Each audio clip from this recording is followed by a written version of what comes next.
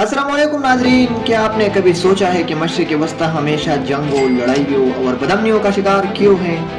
क्यों मशरिक़ वस्ती के ममालिक के बाशिंदे एक दूसरे से लड़ते हैं, झगड़ते हैं? क्यों एक दूसरे के खिलाफ है?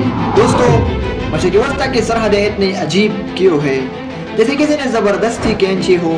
जी हाँ, ये लकीरें, ये सरहदें उन लोगों ने नहीं बनाई जो यहाँ रहते थे, बल्कि उन लोगों ने बनाए जो ये मंसूबे के ज़रिए वो तकसीम करना चाहते थे। ये एक बड़ा मंसूबा है और आज इस वीडियो में हम इस मंसूबे के जड़ तक पहुंचेंगे कि ये मंसूबा किसने बनाया, इसके मकसद क्या था और ये कैसे काम कर गया, दुनिया को कैसे तकसीम किया, अरबों को कैसे एक दूसरे में लड़वा दिया। आइए चलते हैं इस मंसूबे के जड़ों तक।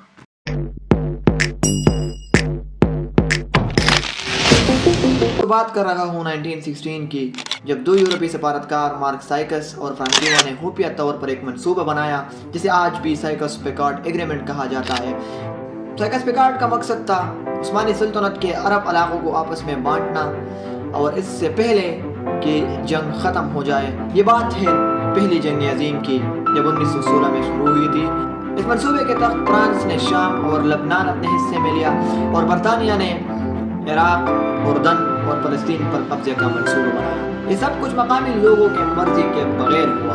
कबाइल तकसीम हुए, शहरों के बीच दीवारें खींची गई, सदियों पुराने रिश्ते एक नक्शे की लकीर से मिट गए। दोस्तों, आपके जहन में एक सवाल पैदा होगा कि ये मंसूबा तस्लीम कैसे किया गया अरबों ने, फ़लस्तीनियों ने, बाकी लोगों ने। ये सब कुछ एक झूठे वादे के जरिए किया गया।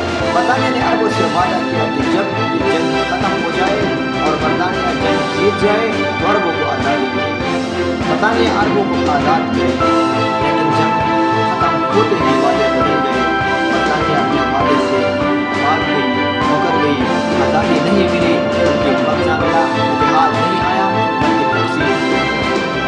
दोस्तों, 1917 में एक और ऐलान हुआ जिसे बाल्फोर डिक्लेरेशन कहा जाता है। इसमें कहा गया कि फ़लस्तीन में यहूदियों के लिए एक अलग रियासत कायम किया जाएगा, यानी फ़लस्तीन को दो रियासतों में तकसीम किया जाएगा। एक रियासत फ़लस्तीनियों को लिए दिया जाएगा और दूसरा रियासत नया बनाया जाएगा जो यहूदियों को दिया जाएगा, जिसमें यहूदी आबाद होंगे।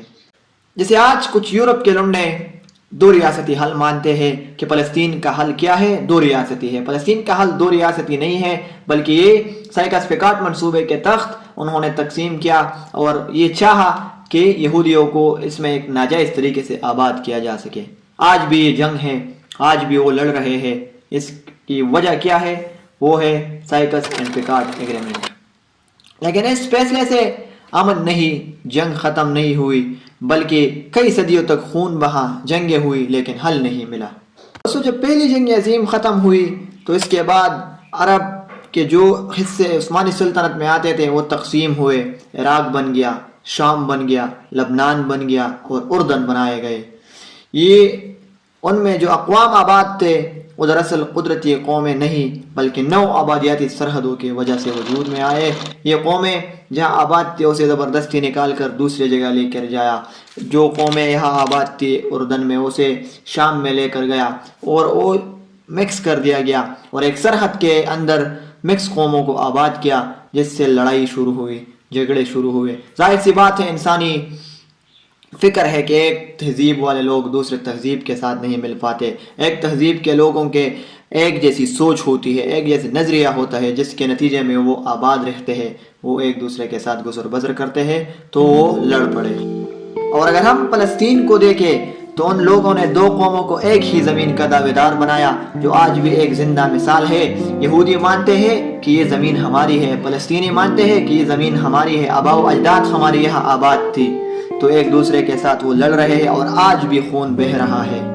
मशरिक़ वस्ता को बनाया नहीं बल्कि ज़बरदस्ती जोड़ा गया, ये मंसूबे के तहत जो आज भी जिंदा मिसाल है। जब भी कोई तकसीम मकामी लोगों के मर्जी के बगैर होता जाए तो इससे खाना जंगी पैदा होता है, उससे रिश्ते टूट जाते हैं, कौम तकसीम का शिकार हो जाते हैं। जैसे हम इराक में सुन्नी, शिया और किर्द को देखें तो वो एक दूसरे के साथ लड़ रहे हैं। ये इसी वजह से लड़ रहे हैं कि ये तकसीम जो हुआ है वो उन लोगों के मर्जी के बगैर हुआ है। अगर हम शाम में उलवी, सुन्नी और ईसाई को देखें तो वो भी एक दूसरे के खिलाफ लड़ रहे हैं। इसकी भी वजह ये है कि ये जो तकसीम हुआ है, ये जो एक दूसरे के साथ जो लड़ रहे हैं, इसकी मेन वजह क्या है? नौ आबादियाती सरहदें जो साइकस पिकार्ड मंसूबे के तहत बनाई गई थी। जिसके बाद हम नजर डालते हैं 1948 पर, जिसमें अरब इसराइल जंग, लबनान खाना जंगी, इराक और ईरान की जंग, शाम का बहरान, इन सब जंगों की जड़ें नौ आबादियाती सरहदों में फिरवस्त है, उन मंसूबों से मिले हुए हैं जो 1916 में उन यूरोपियंस ने बनाया था, ज़बरदस्ती बनाया था और यहाँ पर ज़बरदस्ती इम्प्लीमेंट किया था। यहाँ के लोग आज भी शनाख्त के मसले पर लड़ रहे हैं कि उनकी सरहदें, उनकी तहजीब, उनकी शनाख्त और उनकी सकाफत के खिलाफ खींची गई है। यहाँ के लोग आज भी इस चीज़ पर लड़ रहे हैं क्या ये इराक़ी है, अरब है या सिर्फ मुसलमान है।